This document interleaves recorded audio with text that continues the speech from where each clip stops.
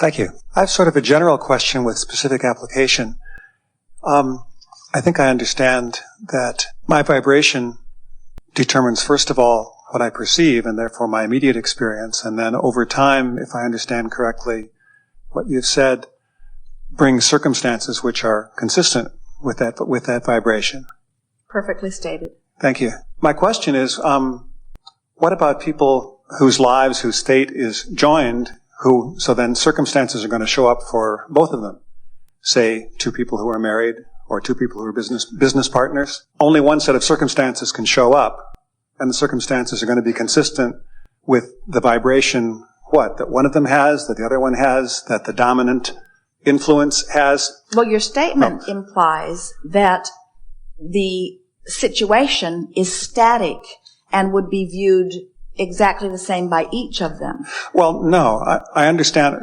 Say a certain number of dollars show up, and it either is or isn't enough to pay our bills. Obviously, my experience of that could be totally different from my spouse's.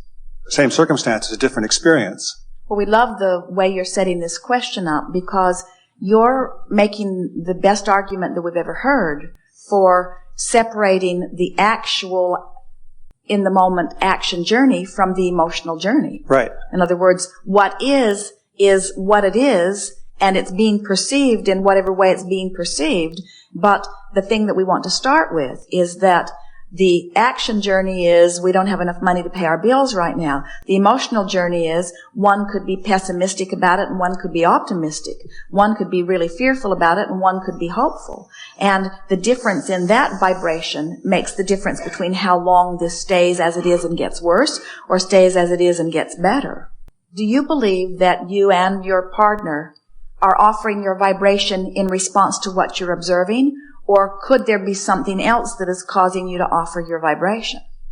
Because if what you're observing is the only reason that you could offer a vibration, then things can't change. No, very much the opposite. So if what you're observing is not the reason for your vibration, then now you are two people who can create independently of one another and of the circumstance because you're offering a vibration that's independent of the circumstance. Sure. That was really good. Let's say that from what you're living and not enough money, you both launch a strong rocket of desire relative to a stronger flow of money. And let's say that you have been deliberately forking in a way that feels better, and you can feel the tension relaxing in you, and you're not nearly so worried about it, even though you have no good reason to not worry, but you've brought yourself into a place where you're lighter and feeling better. So you've come into vibrational alignment. And the subject is about your mutual money. Well, when one comes into alignment, you are powerful enough not just to influence the two of you, you could influence a nation. In other words, one who's connected to Source is more powerful than millions who are not. So now one coming into alignment is plenty enough to change the circumstances, the finances of your family. So let's say you came into alignment. Let's say your partner, however, has the same powerful desire, maybe even more, but isn't in alignment and is annoyed that you are. Because you're not facing reality. You're living in a dream world. And she's trying to pay the bills with money that she does not have. And you're not joining her with the right sort of, we're making this all up, but you're not joining her with the right sort of response to this. But you don't notice her because you've become so exhilarated about the new thoughts that you've found, and you have practiced them so much independently of her that you're not bothered at all by what she's feeling. And so you are able to ignore her and hold out your expectation of well-being. So the circumstances and events are evolving for you, and you're right on the brink, as you can feel by your optimism, of something wonderful happen.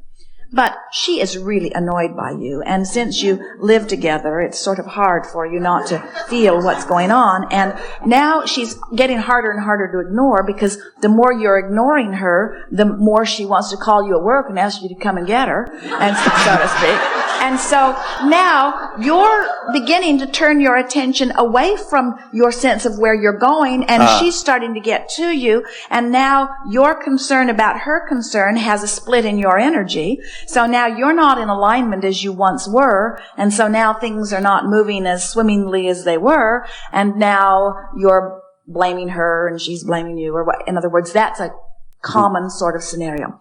So what we're getting at here, and we suppose that the question that rules the day always is, how can I maintain my connection in a sea of those who don't? Even more pointed, how can I maintain my connection when I live with a pesky one who seems determined not to live hers, and we're making this all up, or is irritated when I am connected? And we say, you really have to leave everybody else out of the equation, and you have to finally once and for all say, for my good and for your good, I have to find a way of aligning with what I want. And unless I do that, no good can come from it, you see. And usually, if you can practice those thoughts and you practice the forking and you learn words that soothe them, that make them stop worrying. In other words, in this analogy that we have concocted here, that is exaggerated dramatically from what you are actually living, we would say to any person who was not up to speed with where we are or where we're wanting to be, we would put tremendous amount of effort into soothing anyone into a place of feeling better if they're not feeling good is making it hard for us to feel good. But we wouldn't be doing it for them, we would be doing it for us. In other words, we would be doing it for the good of the mission. For the good, in other words, do it for whatever reason you can, but understand that if you don't feel good, you've got nothing to give. Mm-hmm. That was pretty good. That was great. And we've created quite a rascal of a composite partner for you, haven't we? It's wonderful, and I can feel how that's addressing a lot of other questions as well. I appreciate that. Yes. In this particular situation that I'm talking about, she's actually fine and creating as well. Yes. It's more that her focus is on lack, and my focus is on where it can be. Yes. And I think that slows things down. But here's the thing. When your focus is on her focus of lack, mm-hmm. Where's your focus? Yeah, sure. I guess my first question is kind of metaphysical. If her focus were exclusively, if she were forking always toward lack, then it would seem as though what would show up in terms of money in her life would be lack. And if I were forking entirely toward alignment with abundance, then the money that would show up in my life would be abundant. Now, I understand the same number of dollars could feel abundant to me and could feel like lack to her, but there's going to be a certain number of dollars either way. And are you saying that the more aligned carries the day? Yes, always. That's why, negative as you are, you still survive. In other words, well-being abounds. This earth continues to spin in its orbit, and you should listen to the comments you make. In other words, well-being is huge in comparison with the not well-being in any moment. And let us tell you why. So you're living in contrast, and she's launching rockets of desire, and so have you. So your vibrational escrow is full of all of these things that you all want. And you see this as a family project. In other words, you can't help but combine in your intentions and expectations. And so you're all sort of wrapped together. So here's this collective dream, collective for your family, or collective for your mass consciousness, or collective for your nation, or collective for your world. In other words, you're all creating these vibrational escrow things. And then the question is, how much time is it going to take me to get up to speed with what I'm dreaming? And when you do, you collectively, you pull everyone that you're thinking about with you. That's why Jesus could look at someone dripping their illness, and he could influence them into wellness, because the vibration of well-being is huge in relationship. So this is the thing that we want you all to get focused on a little bit here. We've been talking about these 2 points of vibrational relativity. Where am I? What is it that I desire that Source is in agreement with? And where am I in vibrational relationship to it? And as you deliberately close that gap between the two, little by little usually, and you come into vibrational alignment with it so that you are offering one signal, oh, what a signal that is. And people just feel the power of your signal. When you really feel that way, a person in strong doubt is somehow moved.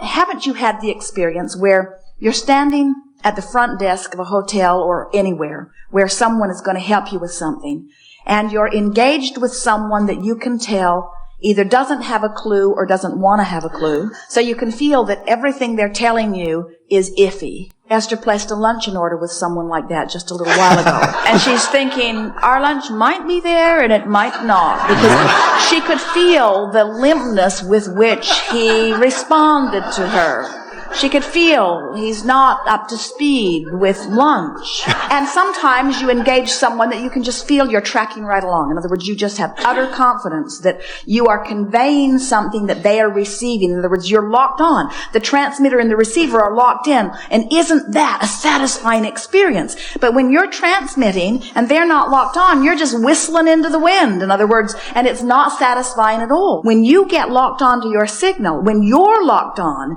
and you are sending a signal, what happens is those who will easily match your signal come and lock on with you. And your work isn't to focus on somebody that's got it set on another dial and suck them into your signal. Your work is to keep your signal strong, and the universe will deliver to you whoever and whatever and whenever that you need in order to have the achievement of what you want. And that's why we want you to tend to your signal and your signal alone. We certainly understand in this arena of co-creating, and certainly in a relationship situation, that it is interesting to know how what each of us are doing is affecting the whole. But we want you to leave this gathering saying, what each of us are doing is irrelevant to me. What I am doing matters infinitely to me. And I love you and I'm glad you're with me, but I'm focused upon bringing myself into alignment, and I'm going to allow law of attraction to take care of everything else. And it will. Okay, I have a practical question out of that now then. That's really great. We're also doing a real estate business together. And it's not that she focuses on lack. Actually, more accurate would be that, as I see it, her vibration is things have to be complicated and take a long time, and my vibration is things can happen real fast. Well, the difference that we can feel is her vibration is more about the reality of what's been happening. She would be a good scientist, where she needs the facts in order to support anything that she's really going to be spewing, where you're more accurate. Based on faith. Yes. Yes. So, before we got together, money was no problem for me. It just showed up whenever I wanted it. In the real estate business, I'm focused on buying houses, and houses to buy when opportunities show up very quickly and easily. She's been focused on selling houses, and the houses have been hard to sell. So my practical question, well, I'm assuming, and I could be wrong entirely, that has to do with her vibration about the area of the business that she's focusing on, and that I have been paying essentially no attention to it. But here's the thing that we want you to hear. Yes. Is that if you were focused upon buying and selling, in other words, if you were really feeling the lightness and ease of all of this, and were not affected by what she's doing, then they would be selling, and she could be taking the credit for it. That's great. Whether she deserves it or not. But the fact that things aren't happening the way you really want it to doesn't just mean her vibration's out of whack. Okay. It means yours is too. Okay. And that's really the question. Could I get my vibration so in alignment that no matter who's around me, things will go well? And we say, absolutely. So then here's the biggest question of all. Then why don't I do that? And we say, it's because most of you are feeling competition of the resources, not specifically in this situation now, but in life in general. In other words, most of you are wanting things to go well and wanting to be the reason that things go well and wanting people to understand that you're the reason that things go well. And we want you to just want to feel good and then know that everything will go well when you feel good. In other words, if I can feel good about this, then things will go well. And then somebody's harping, well, you shouldn't feel good because things aren't going well. And then you say, okay, so now I've got to find a way of feeling good about this, even though you don't feel good about it, and you're irritated that I do feel good about it. And we say, that's when you got to lift up off the practicality of the issue and focus, and that's really what faith is. Faith is belief in the process, belief in the laws, belief in your vibration, not belief in the specifics of what's actually happening. Jerry has learned as he watches Esther drive, he'll say, look over there, and he notices that she tends to veer wherever he's pointing. So now he just says, look over there, because he just really wants her to go right down the road.